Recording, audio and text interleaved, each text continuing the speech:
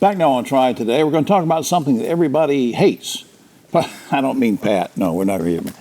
Parking meters. Yeah. And you're going to say, wait a minute, we're going to talk about parking meters? Yeah, but we'll get to that in a second. I want to introduce everybody first. On my immediate right, Jeff Fansler. He's a first-time visitor to the show, director of Winston-Salem Transit Authority. He worked for the gentleman next to him, Pat Pate, our good buddy, city manager of the city of Winston-Salem. Good to see you guys. Thank you. Good to be here. Pat, let me start with you. What are some of the major transportation issues that the city's working on? There's a lot of big issues going on with transportation, and Jeff's our transportation director, and so he can add a lot to that. But we have the transit system that we're working on, parking, as you talked about. But a lot of our focus right now is on federal programs, trying to find money to enhance the roads that we have, working with the state on our resurfacing. People want to have good resurfacing in place.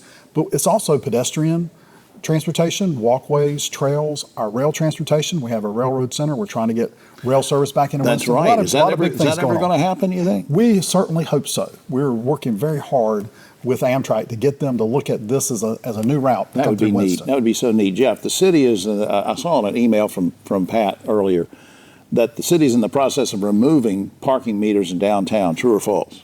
That is very true. We have a new parking program, and we're right now engaging on those meter replacements. Now, here's a big question. Why is it necessary to remove them, and what's going to replace it? Yeah, so we are introducing a new modern technology where you actually interface parking with your smartphone device. And so the old coin-based meters are kind of obsolete, and we're going to a new modern solution with a smartphone. So you're actually going to pay digitally, is that right? Yeah, so that your digital wallet will be how you interface with our parking system. Pat, would you care to tell your chief transportation guru that I'm in my 70s and I have a flip phone? Would you?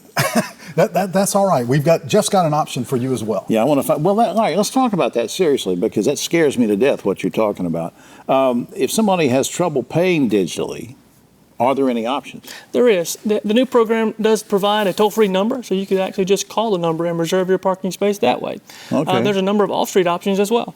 Now, is this just for, when you're talking about that, it reminds me, is it just for on-street parking? Is this going to affect just that or what? Yeah, phase one we've rolled out does affect only on-street. We do have plans to integrate this into our municipally managed parking decks, our off-street facilities, but that'll be toward this fall. All right, now correct me if I'm wrong, Jeff. When you talk about all this parking that's available in the city of Winston-Salem, some of it is managed by the city, but then some of it is privately owned, right?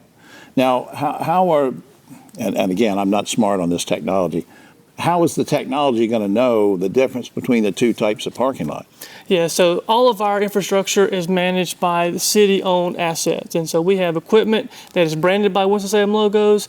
And of course, everything that we own, we brand by our own system and software. And everything is tied to Winston-Salem. So as you interface with parking in Winston-Salem, you're going to know by the brand if it's municipally managed or not. Okay. Wrap us up here, Pat, just in a few seconds. How's the city planning for the future in terms of the transportation needs? Anything you want to share with us? I know you mentioned it first when we started about some of the things that it's going to encompass, but how are we going to plan for the future? Yes, transportation planning is such a long-term effort. It takes sometimes 20 to 30 years. The Beltway is a good example.